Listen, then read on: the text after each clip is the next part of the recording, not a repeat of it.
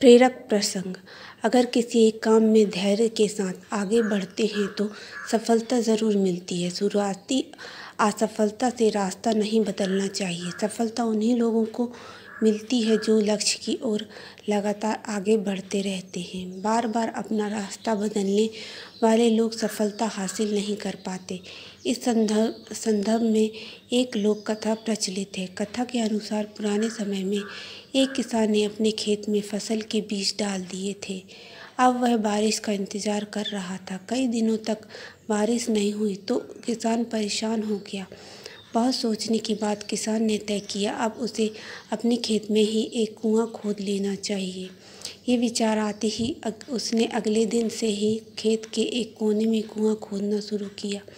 दिन भर कड़ी मेहनत की। शाम को उसने सोचा कि शायद मैंने गलत जगह पर गड्ढा खोद दिया है।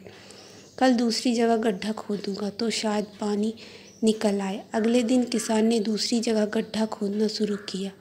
शाम तक किसान ने दूसरा गड्ढा खोद लिया। रात में उसने फिर सोचा कि मैंने आज फिर गलती कर दी, मुझे किसी और जगह गड्ढा खोदना चाहिए। इसी तरह किसान रोज़ अलग अलग जगह पर गड्ढे खोदता, लेकिन कहीं भी पानी नहीं निकला।